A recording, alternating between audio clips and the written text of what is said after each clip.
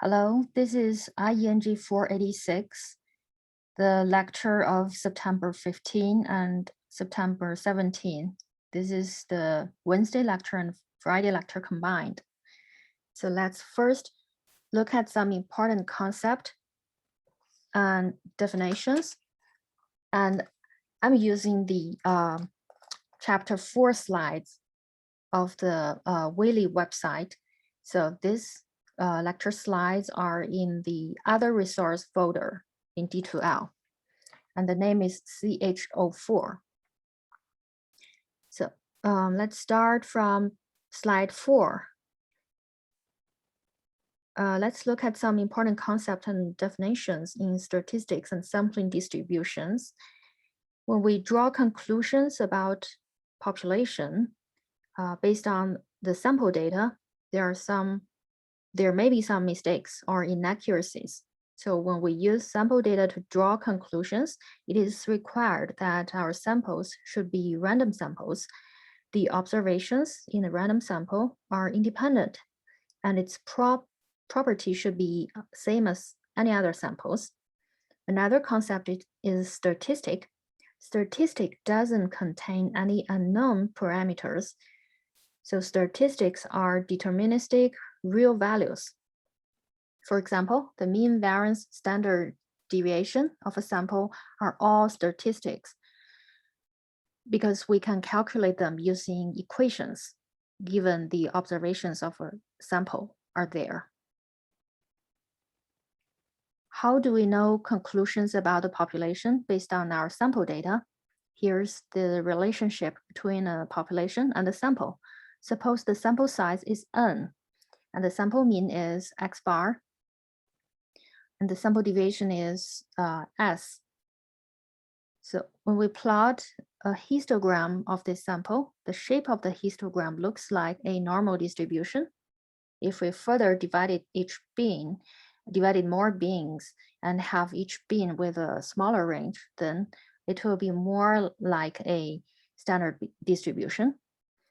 From the sample statistics, we can conclude the population statistics. Usually we use mu and sigma to represent the population mean and population standard deviation. However, this kind of conclusion may have errors. That depends on the quality of our sample and the size of our sample.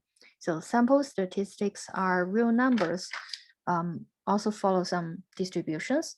For example, if we choose a sample from the population, then the sample mean may be a number, and then we choose another sample.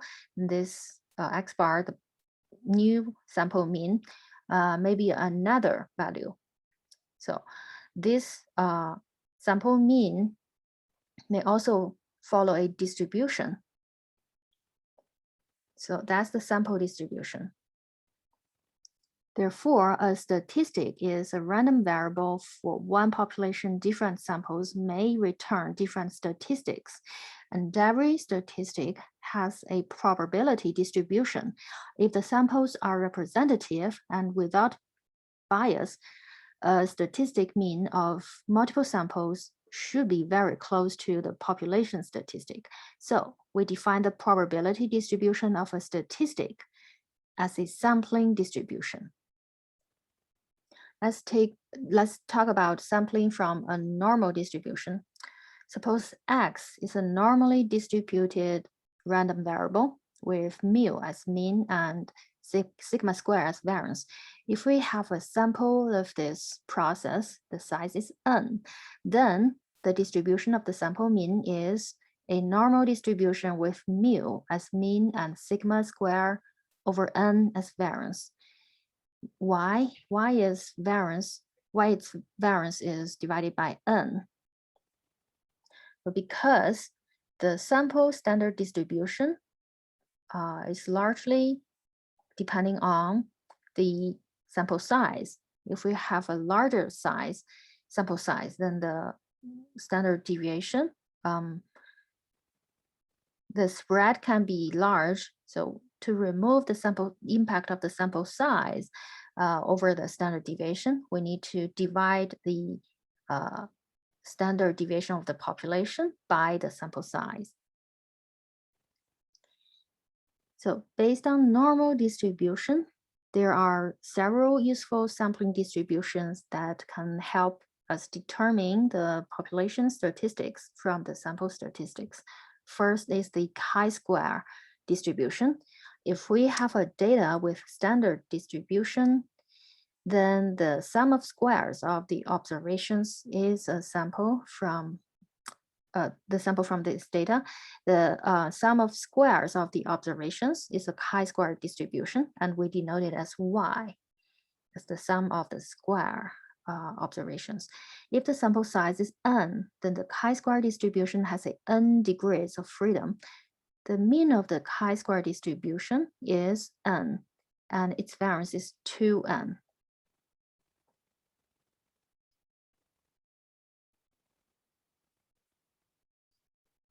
So, yeah, in other words, the sample is, sorry, still chi-square. In other words, the sample is obtained through random selection, and it follows standard normal distribution. And so why is chi-square distributed with n degrees of freedom? Let's try to understand the degrees of freedom in this way.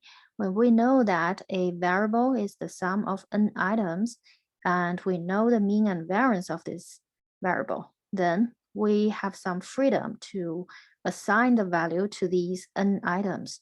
So this freedom is with n degrees. Another sampling distribution is t distribution.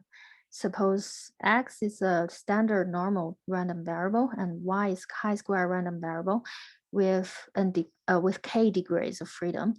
And if x and y are independent, so we use t distribution in t-test. The x over square root of y over k is a t distributed variable, and we denote it as t.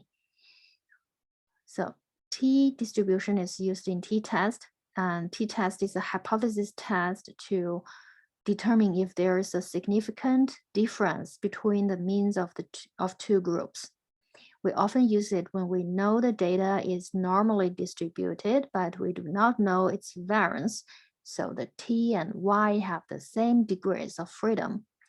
When this degrees of freedom is very, very large, t distribution used to reduce to a standard normal distribution. And finally, another sampling distribution, F distribution. If we have two chi-square random variables, W and Y, and if we use their degrees of freedom to divide the two variables, this ratio is F. And F distribution is to test whether two samples have same variance. So in summary, chi-square distribution is a sample distribution that we want to test if it is in line with a theoretical distribution or in line with our guess. And t distribution is when we want to test the statistic either for a single sample or for two samples, whether there is a significant difference between them. And F distribution is when we want to test the variance for two samples, whether their variance are with significant difference. So let's, given these, let's go back to our lecture, lecture slides 5. Yes, let's go back to talk about the hypothesis test. A hypothesis is a guess about a situation. It can be the mean or standard deviation for one sample or two samples or more samples. So to verify if this guess is correct or not, we need to do a hypothesis test. So the null hypothesis, which is denoted as H0 and read as null hypothesis, is always the default situation that must be proven unlikely beyond a reasonable doubt. And on the contrary, the alternative hypothesis, written as HA, can be thought of the opposite of the null hypothesis, and it can also be either true or false. But it is always false when a null hypothesis is true, and vice versa. So the union of H0 and HA is always the whole range, and the intersect of them is always empty. There can be two types of errors when we do hypothesis test. Type 1 is when the test statistic leads us to reject the null hypothesis, whereas actually the null hypothesis is true. So we denote the critical region as alpha. It's the region that we reject the null hypothesis. And in summary, this error is when we are too pessimistic about something, about our hypothesis, when actually it should be true, it should not be rejected, but we reject it. So that's too pessimistic. And on the contrary, the type 2 error is when we are too optimistic, which means when the test statistic leads us to fail to reject the null hypothesis, but actually the null hypothesis is false, and we denote it as beta. So there are two kinds of tests, one-sided or two-sided. For one-sided, is on the left and on the right, is when the null hypothesis is something is not lower than something, or theta is not higher than a theta 0. And for the one-sided test, it's on one side, and the null hypothesis is on one side, and the alternative hypothesis is on the other. Whereas for the two-sided test, is usually we want to test if theta is not different than theta 0. Not different doesn't mean that there's a slight difference, then it's not different. So here, not difference is within a range. Therefore, if theta is in the corner of the two sides, which is either alpha over 2, this area here, to the right or to the left. So when we write it down, the null hypothesis is when theta is greater than or equal to a minus theta 0, or less than or equal to the positive theta 0. So on the contrary, the alternative hypothesis is to the two corner, either less than or greater than. So let's look at the hypothesis test steps. First, we need to state the null hypothesis for one of the alternatives here. Is either equal to or greater than or equal to or less than or equal to. So based on it, we can write down the alternative hypothesis should be exactly opposite to the null hypothesis. After that, we choose a significance level of the test. This significance level is the area or the probability that we need to reject the null hypothesis. So it should be on, if it's one side, it should be on the right corner or left corner. If it's two-sided, then it should be on both corners, a small region. And next, we select the appropriate test statistic and establish a critical region. Critical region is the region we need to reject the null hypothesis. And if the decision is based on a p-value, which is the probability of getting the same result or a worse result, then it's the opposite, is we want to identify this critical region, not to use this critical region to identify whether the sample is good or not. And next, we compute the value of the test statistic from the sample data. Then we make a decision, either reject the null hypothesis or do not reject it. So let's look at an example. A single sample two-sided t-test. So the null hypothesis is mu is equal to some value. So the alternative hypothesis is the mu doesn't equal to. The test statistic is when we have a sample, we have the sample mean, and we use this sample mean to subtract the guess value here, and over the sample standard deviation, which is the standard deviation over the square root of the sample size. And the critical region is when we reject, the region we need to reject the null hypothesis is that when the absolute value of t is greater than the t alpha over 2 and with a n-1 degree of freedom. And if we want to calculate the p-value, then the p-value should be double of this probability when x is greater than or equal to the absolute value of t, because it's a two-sided problem. And if it's one side, then the t here is alpha instead of alpha over 2. And then the p-value here is, there's no 2 here. So let's try to understand the p-value. The p-value is if we have a sample and the mean is on this line, then the p-value is to the probability of getting this result or worse. Worse is when it's to the even far corner. And the significance level of a hypothesis test, which is alpha,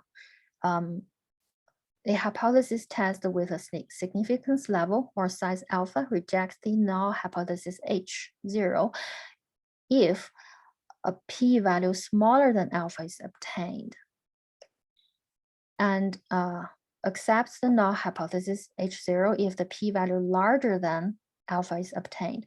In this case, the probability of a type 1 error is equal to alpha. So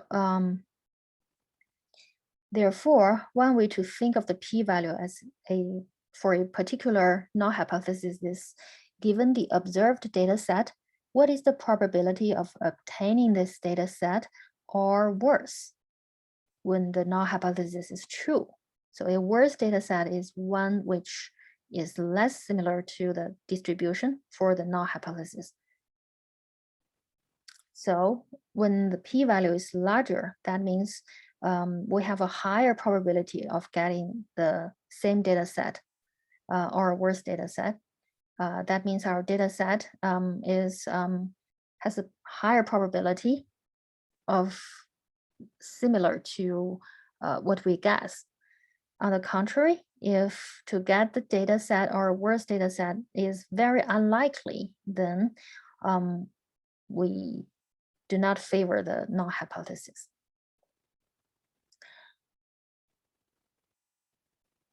So the objective of statistical inference is draw conclusions or make decisions about a population based on a sample selected from the population. So we remember we need to have the random sample. So the sample should not be biased or filtered on purpose. And also the statistic are already there, the mean of the sample and the standard deviation of the sample, because given we have the observations, we can always calculate those statistics. So if we know the distribution of population from which sample was taken, then we can often determine the distribution of various statistics computed from a sample. When the central limit theorem applies, the distribution is normal. And when sampling for defective units in a large population, then use the binomial distribution. And we're working with the sum of squared normal distributions, we use chi-square distribution. So let's look at an example, sampling distribution of the mean from the normal distribution.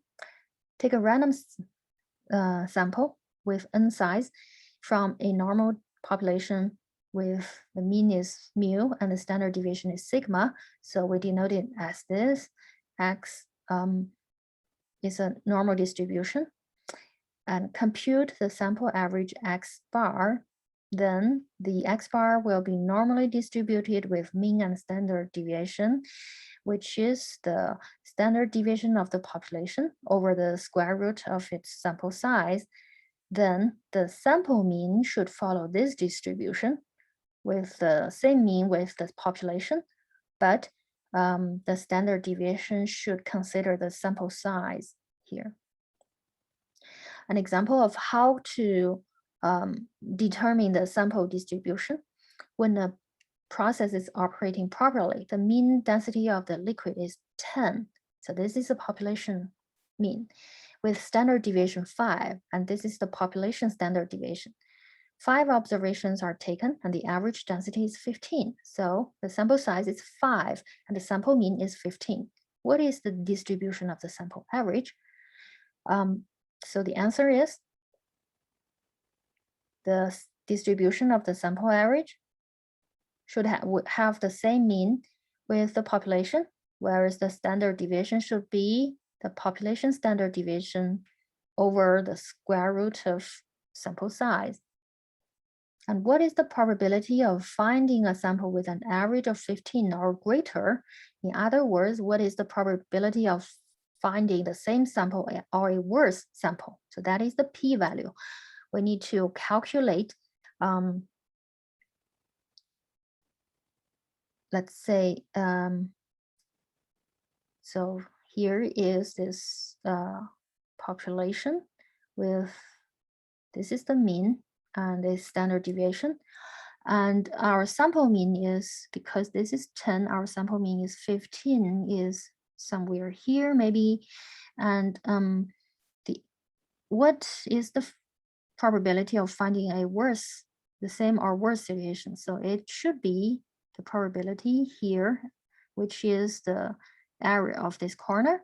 So what we do is we need to find out this area and then use 1 to minus it. And that will be the p-value. So let's first convert this to the standard normal distribution by using this.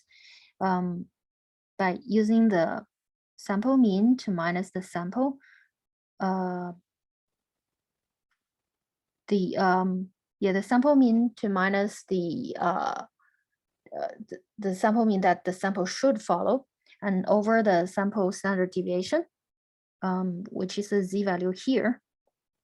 And we know if we use the z table to look at this value, and that's the area under this curve, which is 2.23, which is 2.23 here. That is 98.7%.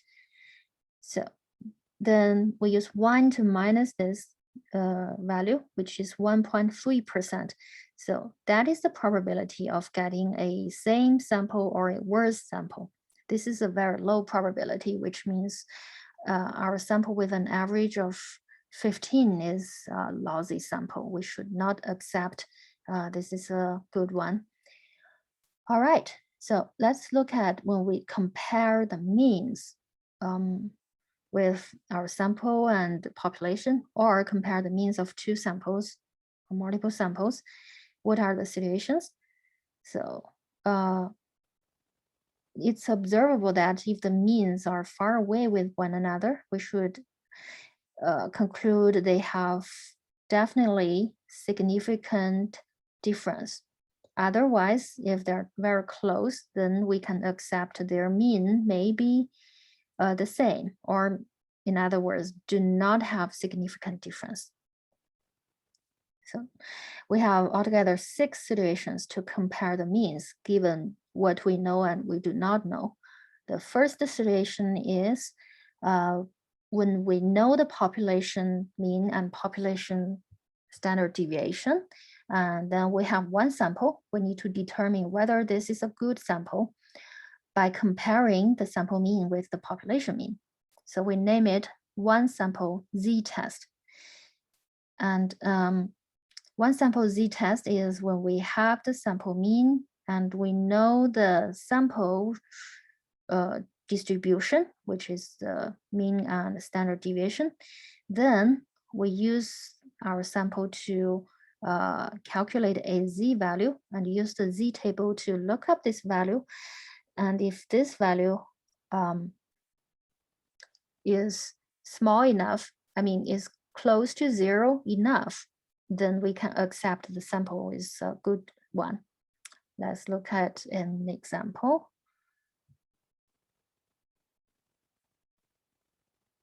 So situation one sample size z-test for comparing if a sample mean is significantly different from the population mean. Let's first look at a one-sided example. Suppose that you're testing the following hypothesis where the variance is known. So this indicates this is situation 1. And then the null hypothesis is mu is less than or equal to a value. And then alternative is the opposite. Then find the p-value for the following values of test statistic. Luckily, we already got the z0. We do not need this equation to convert it to calculate z0. It already tells us. Then first, z0 is 1.85, which means the sample mean, when we convert it to the standard normal distribution, and it's 1.85. So let's use the z table by look up the z0 probability of z0 in the z table. The z table is by the end of this document. Here's the z table, is 1.85. So let's look at 1.8 and then 5 is right here. That's 0.9678. All right, then when we look up its fine or the probability when z is 1.85 is 0.9678. Since it's a one-sided distribution, we just need to use 1 to subtract this fine value to get the p-value. So the probability of get a similar z0 or a worse one is just 3.22%. And the p-value of this one we may observe in the z table, the largest value we can look up is 3.99. Yeah, is 3.99. And any value that is larger than that may have a very large probability, very close to 1. So we can assume that if the z0 is greater than 4, we can just use 1. The fine 0 it will be 1. So when z0 is 4.39, then this probability is 1. That means we have almost 0% probability of getting a sample mean converted to the standard normal distribution as 4.39 or worse. In other words, or larger. So that is an example, one-sided. Let's look at a two-sided example, and which may need us to calculate z0. So the inside diameters of bearings used in an aircraft landing gear assembly are known to have a standard deviation, sigma 0.004 centimeter. A random sample of 20 bearings has an average inside diameter of 6.425. And A, test the hypothesis that the mean inside bearing diameter is this one, and use a two-sided alternative. And it tells us the level of significance is 0.05. So let's first identify the value of the key parameters and identify the null hypothesis. The null hypothesis is that the mu is 6.42. by using the 20 observations in the sample, we need to conclude about the population. And the guess is when the mean is 6.42. And we want to test if from the sample, the guess is right or not. And then because it's a two-sided problem, when the Z0 absolute value is greater than the Z alpha over 2, then we need to reject this null hypothesis. Let's look at the sample size n is 20, and the sample mean is 6.425 here. And then the population mean is given, sigma is 0.004, and mu 0, which is to be tested, is 6.42, and then the significance level alpha is 0.05. And let's calculate the Z0. When we plug in all the numbers here, the Z0 is 5.59. So we need to compare this value with the Z alpha over 2. The Z alpha over 2 is when alpha is 0.05, then alpha over 2 is 0.025. So which means the 1 minus alpha is 0.975. That is the value under the curve, the probability under the curve. And when we use the lookup table, here, 0.975. So this is when we know the probability, which is the area of the shaded area, and we want to know the Z value, which means we need to find the 0.975 in the table, and 0.975 here, and read the Z value. The Z value is 1.96. So then the Z alpha over 2 is 0.96. And we may see that absolute value of Z0 is greater than the 1.96. So we need to reject the null hypothesis, which means if we use 6.42 as the population mean, and we get our sample with the mean as this value, then using this value, we may see that the Z is a very large value that is to the very right corner, and is far away from the population mean. So we need to reject to use this as the conclusion of the sample mean, the population mean. And second, B, find the p-value for this test. And p-value, because it's a two-sided problem, we need to use 2 to multiply this 1 minus find Z0. So because Z0 is very large, and it's larger than 3.99, so this is almost the 1. So the p-value is 0. It's very, very unlikely to get a sample that was given if the population mean is 6.42. All right, and it asks us to construct a 95% two-sided confidence interval. So the confidence interval means it's within the 95% under the curve, and we need to identify its upper and lower bound.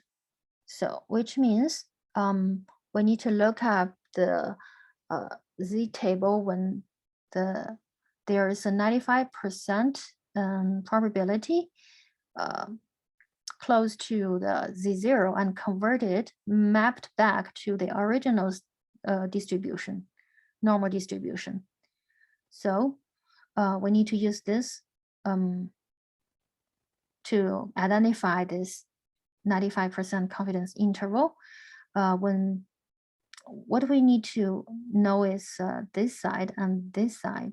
That is the upper and lower range of mu. And then X bar is this one, and Z alpha over 2 is 1.96, and sigma and n are all known. To calculate this, we get the range with 95% confidence of interval as this one. All right, that's situation one. One sample z-test.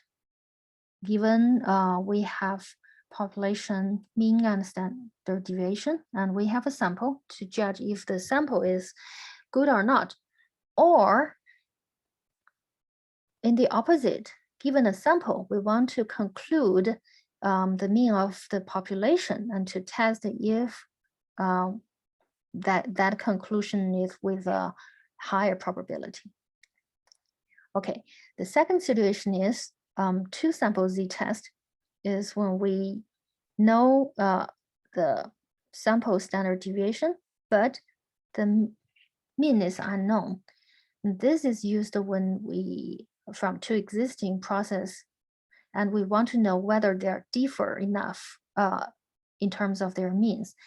So what we do is we use one sample as a baseline and calculate the z0 of the other sample.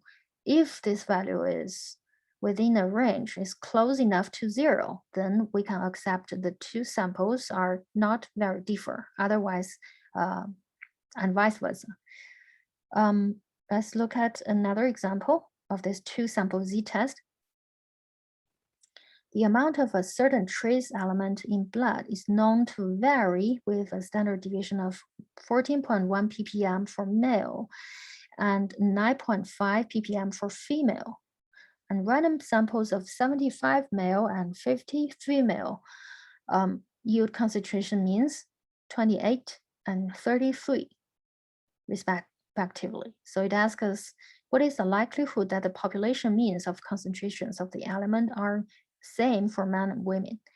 So it wants to ask us whether the group 1's mean is equal to the group 2's mean, and group 1 is male, group 2 is female. So if the z0, because it's two-sided, the absolute value of z0 is greater than z alpha over 2, then we reject this null hypothesis.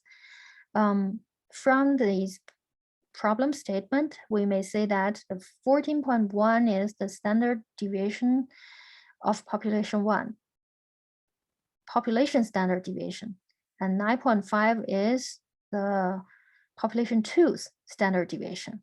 And sample 1 is 75 size, sample 2 size is 50, and then the mean of sample 1 is 28, mean of sample 2 is 33.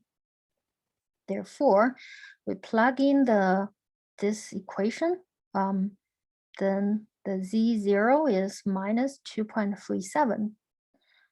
So if with a 0.05 significance level, we may identify the z alpha over 2 as 1.96. By comparing with the absolute value of z0 and z alpha over 2, we need to reject the null hypothesis. Then if the significance level is 0.01, then we identify this z alpha over 2 is 2.58. So in that sense, we may not reject the null hypothesis. And the value of alpha is sometimes depend on the experience. Okay, let's continue with the situation 3. That is the one sample t-test. When we do not know the standard deviation, but we know the sample mean. It used when we have good control over the center of the distribution, but the variation changed from time to time. So we want to identify whether a sample conforms with the population, given the statistics of the population are not all known. So let's look at another example of situation 3. It's one sample t-test for comparing two means. Suppose that you are testing the following hypothesis where the variance is unknown. So it tells you the mean, you need to test the mean, but the variance is unknown. The sample size is 25. and this tells us the degrees of freedom is 24. Yeah, because the degrees of freedom is n minus 1. So let's go back and find bounds on the p-value for the following values of the test statistics. So this time we need to use t-table, two-sided. So we need to identify the p-value as 2 multiplied by the upper bound and lower bound of alpha. When it tells us the t0, we do not need to calculate t0. Then we just look up the table. It's 2.65. So the t-table is like this. 2.65 with a degree of 24. The degree of 24 is on this line. 2.65 is between these two values. This value is when alpha is 0.01. And this value is when alpha is 0.005. So P should be in this range and double it. So when we go back, can write when alpha is 0.01 and this t value is a little bit lower than the t0, and when alpha is 0.005, then the t value is a little bit greater than the t0. So P should be greater than the 0.005 double and then lower than the 0.01 double. So the P value is from 0.01 to 0.02. The meaning is when we get a sample with size 25, the probability of getting a T0 is within 10% to it's within 1% to 2%. And then given another T0, we can also bound its upper and lower bound alpha. From the alpha, we can calculate the P. All right. So let's look at another situation is the two sample t-test, which means neither the mean nor the standard deviation are known, but luckily the standard deviation of the two samples are similar. So when do we use this? Is logical case for similar variance, but no real history. That means no population mean or population standard deviation with the two process. So we use t-test, and then again, we use one sample as the baseline and calculate the T0 value of another sample. So this T0 can mark how far away one sample is from the other. Given the two sample has a similar standard deviation, we can use that as P to denote this similar standard deviation. But given the sample size may be different, we can use N1 and N2, this here, to consider the difference of the sample size. Okay, so that is all of the lecture on Wednesday and Friday. And this covers the 3 questions in assignment 1. And see you on Monday.